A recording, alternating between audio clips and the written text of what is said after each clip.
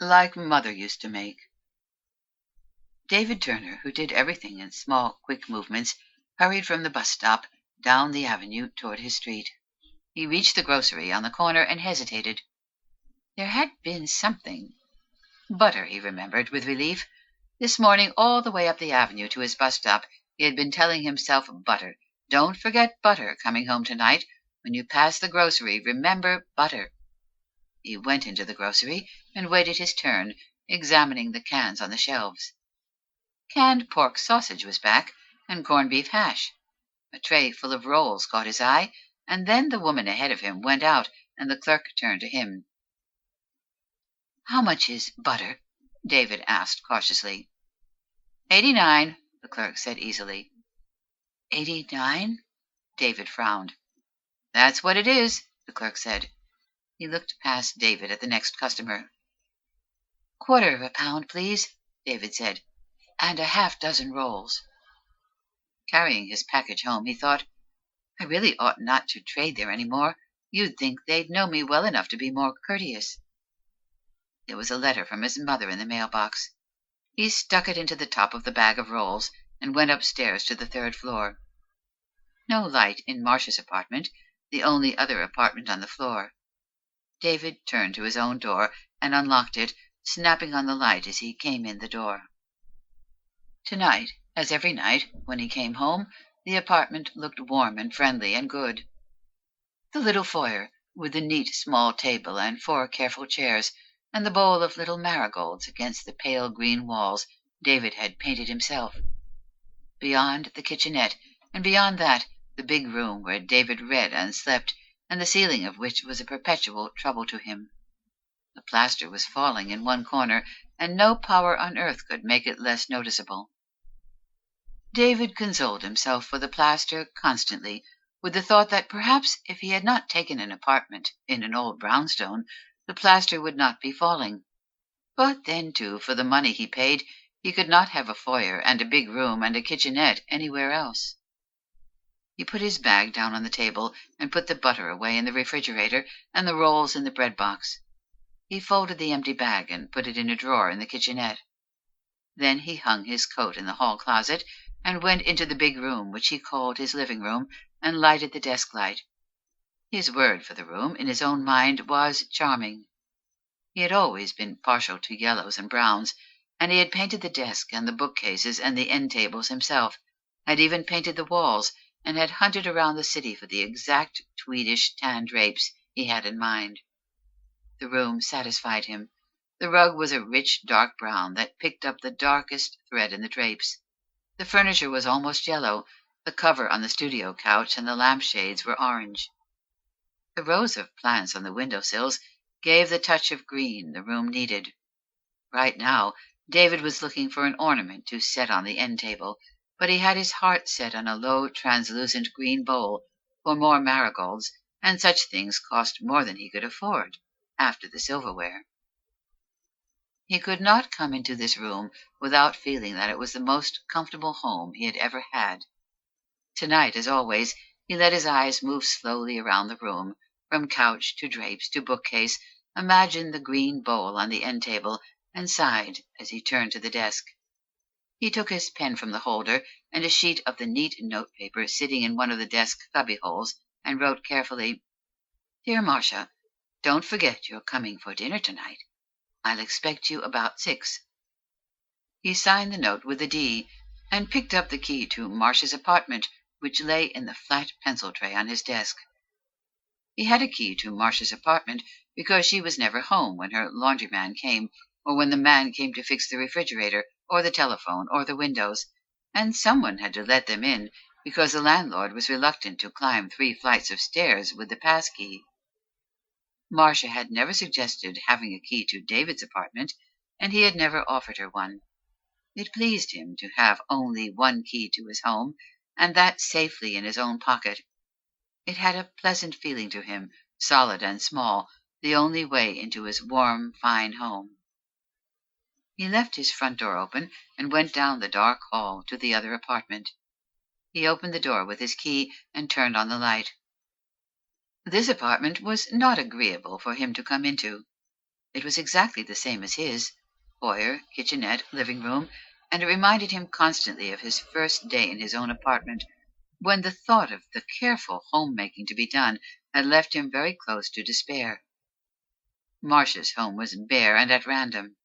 An upright piano, a friend had given her recently, stood crookedly, half in the foyer, because the little room was too narrow and the big room was too cluttered for it to sit comfortably anywhere.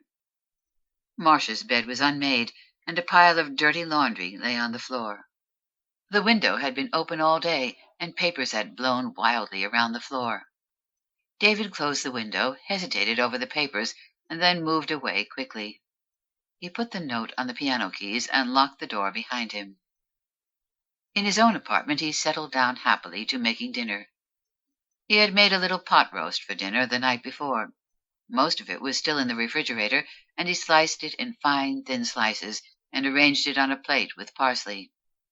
His plates were orange, almost the same color as the couch cover, and it was pleasant to him to arrange a salad with the lettuce on the orange plate and the thin slices of cucumber. He put coffee on to cook and sliced potatoes to fry, and then, with his dinner cooking agreeably and the window open to lose the odor of the frying potatoes, he set lovingly to arranging his table.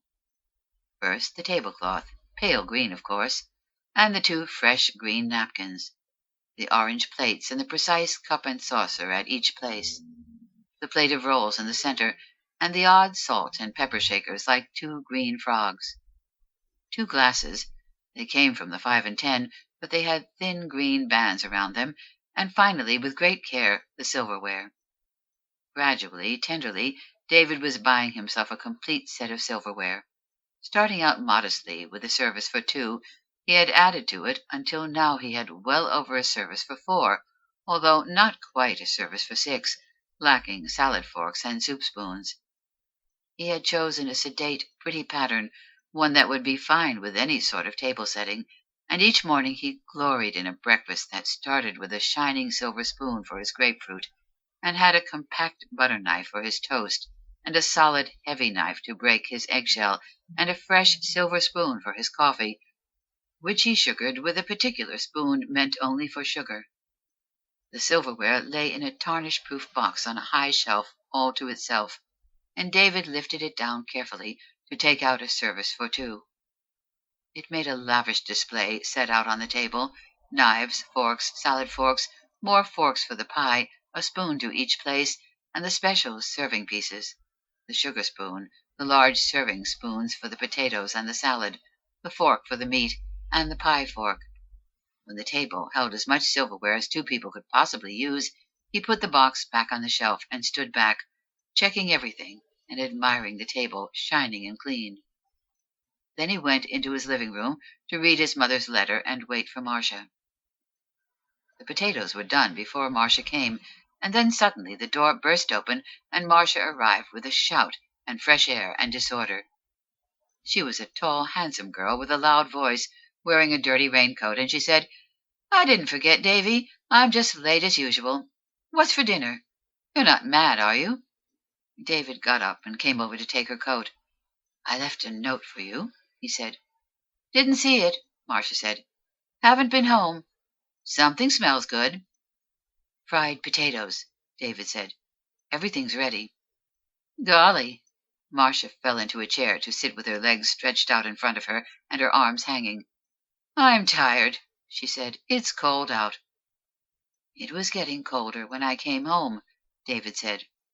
He was putting dinner on the table, the platter of meat, the salad, the bowl of fried potatoes. He walked quietly back and forth from the kitchenette to the table, avoiding Marcia's feet. "I don't believe you've been here since I got my silverware," he said. Marcia swung around to the table and picked up a spoon. "It's beautiful," she said, running her finger along the pattern. "Pleasure to eat with it."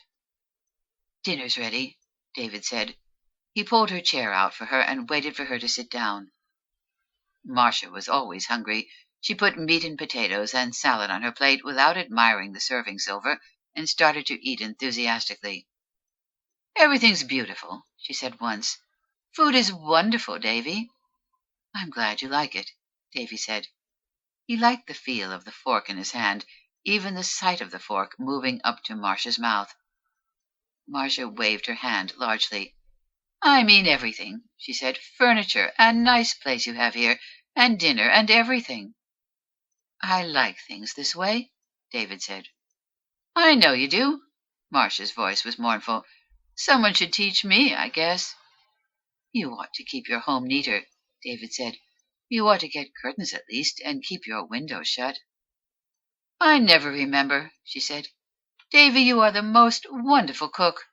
She pushed her plate away and sighed. David blushed happily.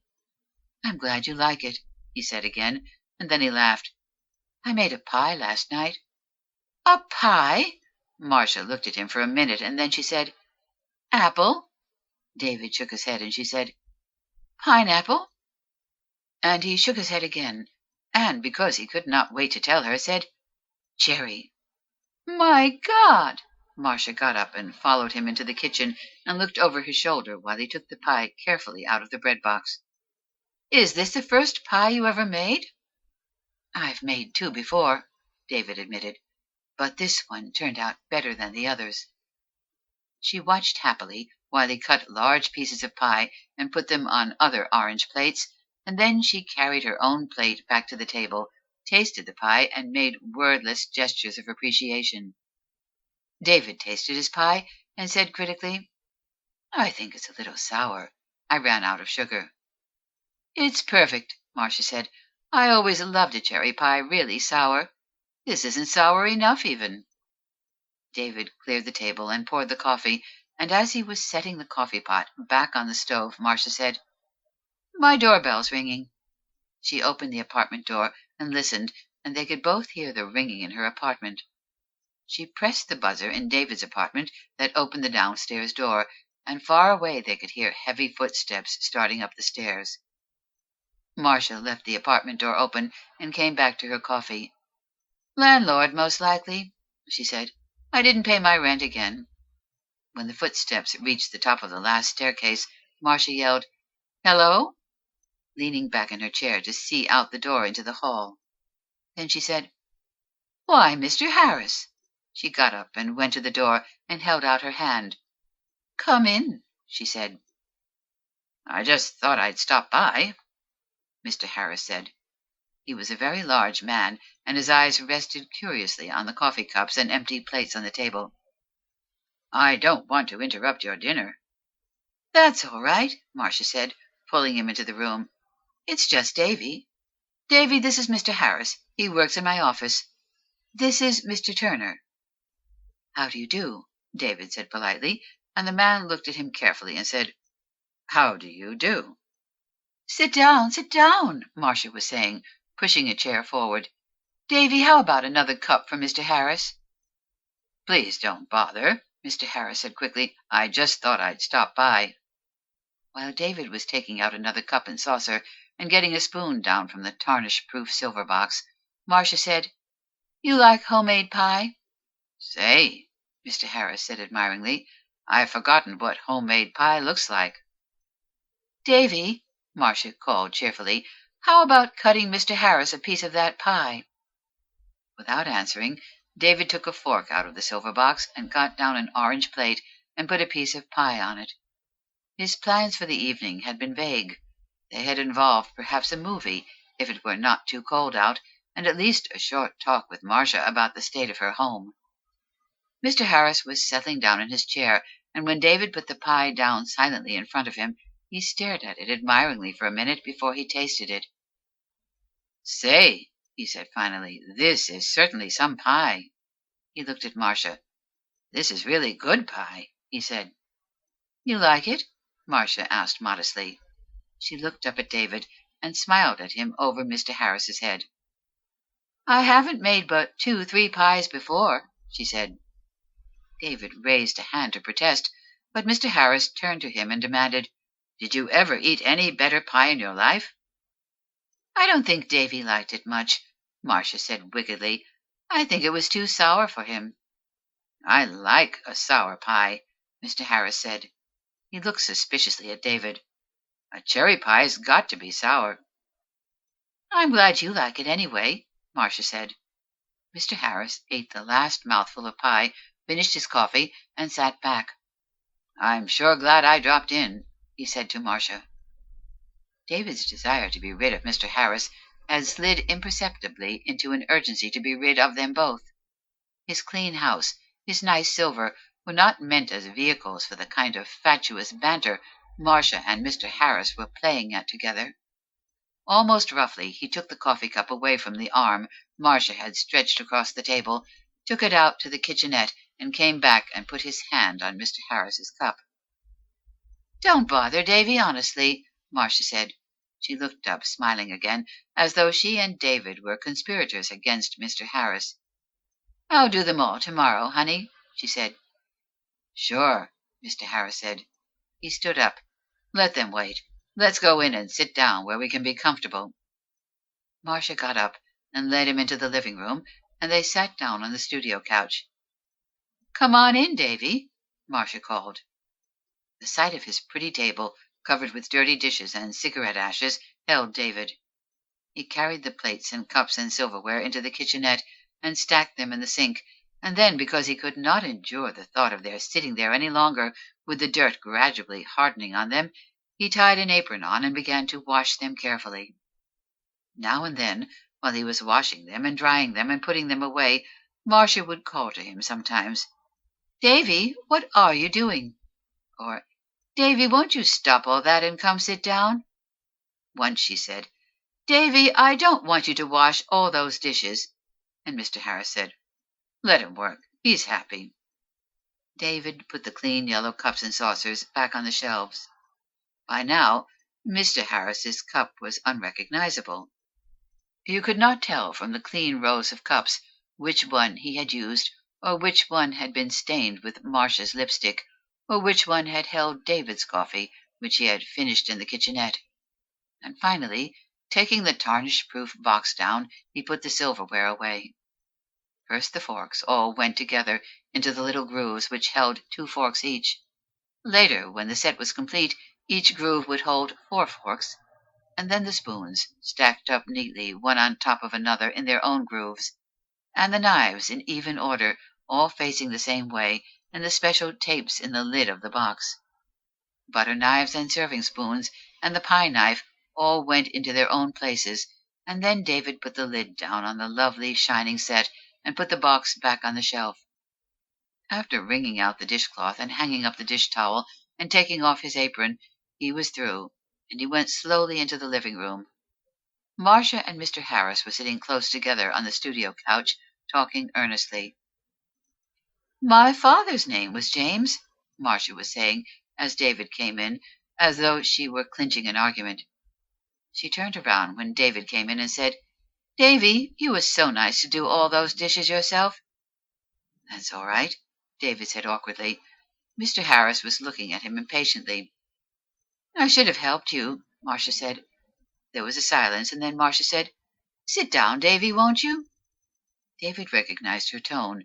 It was the one hostesses used when they didn't know what else to say to you, or when you had come too early or stayed too late. It was the tone he had expected to use on Mr. Harris. "James and I were just talking about—" Marcia began, and then stopped and laughed. "What were we talking about?" she asked, turning to Mr. Harris. "Nothing much," Mr. Harris said. He was still watching David. "Well," Marcia said, letting her voice trail off. She turned to David and smiled brightly, and then said, "Well," again. Mr. Harris picked up the ashtray from the end table and set it on the couch between himself and Marcia.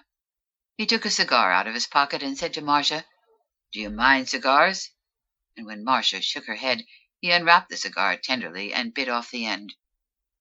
"Cigar smoke's good for plants," he said thickly around the cigar, as he lighted it, and Marcia laughed. David stood up. For a minute he thought he was going to say something that might start, "Mr. Harris, I'll thank you to—" But what he actually said finally, with both Marcia and Mr. Harris looking at him, was, "Guess I better be getting along, Marcia."